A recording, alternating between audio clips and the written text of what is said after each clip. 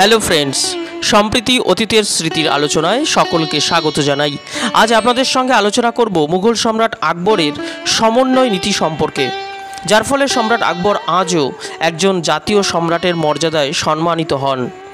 আজকের প্রসঙ্গটি ভালো লাগলে অবশ্যই লাইক, শেয়ার ও কমেন্ট করতে ভুলবেন না। এবার চলুন শুরু করা যাক। মুঘল সম্রাট আকবর ছিলেন এক উদার প্রাণ, প্রতিভাবান সম্রাট। তিনি উপলব্ধি করেন যে কেবলমাত্র সামরিক শক্তির জোরে ভারত জয় করে শাসন ব্যবস্থাকে স্থায়ী করা যাবে না। বিভিন্ন জনগোষ্ঠী, বিশেষত সংখ্যাগরিষ্ঠ হিন্দুদের আস্থা পেলে তবেই তারা তার প্রতি স্বাভাবিক আনুগত্য পোষণ করবেন। আকবরনামা থেকে জানা যায় যে সম্রাট আকবর বলতেন তিনি ভারতের সকল সম্প্রদায়, হিন্দু মুসলিম সকলের বাদশাহ হতে চান। পার্সিভাল স্পিয়ার বলেছেন যে আকবর এক ইন্দো বিদেশীয় তথা মুসলিম সম্প্রদায়ের সংখ্যালঘু শ্রেণীর নেতৃত্ব ত্যাগ করে সমগ্র হিন্দুস্থানের স্বীকৃত শাসকে পরিণত হন। সুলতানি যুগে হিন্দুরা প্রশাসনে এবং সেনাদলে যোগ দিত, কিন্তু তারা সরকারের নীতি নির্ধারণের কাজে অংশীদার হতে পারত না এবং মুসলিম শাসক শ্রেণীর সমমর্যাদা পেত না। দিল্লি সুলতানরা হিন্দুদের ধর্মবিশ্বাস ও জীবনধারায় সাধারণভাবে আঘাত না করলেও তারা সংখ্যাগরিষ্ঠ হিন্দু প্রজাদের সমমর্যাদা ও সমান অধিকার দিয়ে জাতীয় ঐক্যবোধ বাড়াবার কোনো উদ্যোগ নেননি। সম্রাট আকবরের আগে কোনো সম্রাট বিজিত অধিবাসীদের সমমর্যাদা ও সম অধিকার দান করে উৎসাহিত করেননি। কাজেই জাতীয় নীতি বলতে যা বোঝায় তা আকবরের আগে কখনোই গঠিত হয়নি। সম্রাট আকবর সর্বপ্রথম জাতীয় নীতি গ্রহণ করে হিন্দু মুসলিম সকল সম্প্রদায়কে সমমর্যাদা দেন। কেবলমাত্র ইউটিলিটি বা প্রয়োজনের কথা মনে রেখে আকবর এই কাজ করেননি। আকবরনামা থেকে জানা যায় যে তিনি সিংহাসনে বসার কিছুকাল পরে এক আধ্যাত্মিক প্রেরণা অনুভব করেন। এর ফলেই তিনি এই জনহিতকর ব্যবস্থাগুলি প্রবর্তন করেন।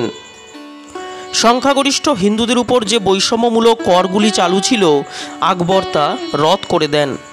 ডক্টর আর.পি. ত্রিপাঠীর মতে আকবর উপলব্ধি করেন যে তার প্রজাদের মধ্যে বিভিন্ন ধর্ম ও জাতিগোষ্ঠীর লোক রয়েছে।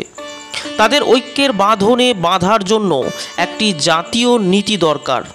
হিন্দু মুসলিম ভারতের এই দুই প্রধান সম্প্রদায়ের মধ্যে বৈষম্যমূলক আইনবিধি দূর করে ঐক্য স্থাপনের প্রয়োজনীয়তা তিনি বুঝতে পেরেছিলেন।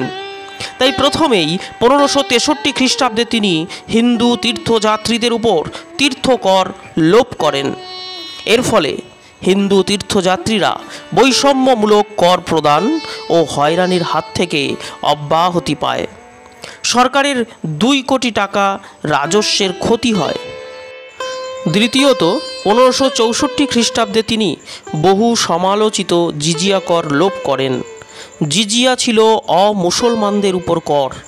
আকবর এই কর বন্ধ করে হিন্দুদের মুসলিম প্রজাদের সঙ্গে সমান মর্যাদা প্রদান করেন। তৃতীয়ত এই সঙ্গে তিনি মুসলিম প্রজাদের উপর জাকাত বা ধর্মকরও বন্ধ করেন।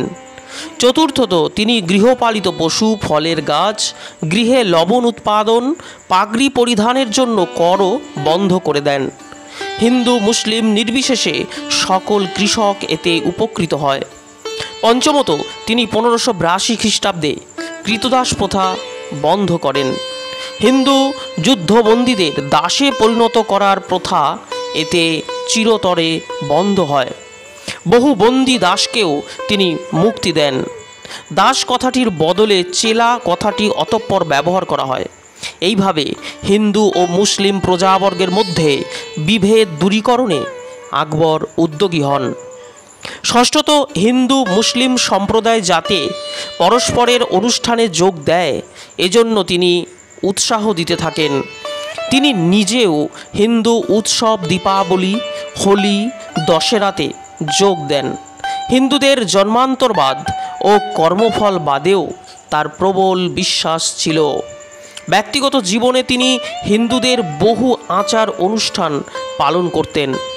সপ্তমত, হিন্দু সমাজের বেশ কয়েকটি সামাজিক কুপ্রথা দূর করার জন্য তিনি সচেষ্ট হন। এজন্য তিনি সতীদাহ প্রথাকে নিয়ন্ত্রিত করার আইন রচনা করেন। অষ্টমত, হিন্দু সমাজের কুপ্রথা দূর করার জন্য তিনি বাল্যবিবাহের বিরুদ্ধে আইন রচনা করেন। নবমত, আকবর তার সরকারি কাজের জন্য হিজরি সম্বতের স্থলে পার্শ্বিক সৌর সম্বত প্রচলন করেন।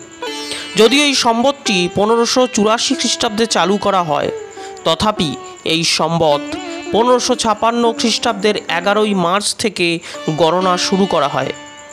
খাফি খার মতে ভারতের ঋতু, জলবায়ু ও ফসলের মরশুমের কথা বিবেচনা করেই সম্রাট আকবর চান্দ্র মাস ও চান্দ্র বছরের স্থলে ভারতবর্ষের প্রচলিত সৌরবর্ষের সম্বত গ্রহণ করেন। তিনি এই সম্বতকে ইলাহি সম্বত নাম দেন। একজন মুসলিম সম্রাট হয়ে হিন্দু সমাজ সম্পর্কে আকবরের গভীর আগ্রহ তাকে নিশ্চয়ই একজন যথার্থ জাতীয় সম্রাটে পরিণত করেছে।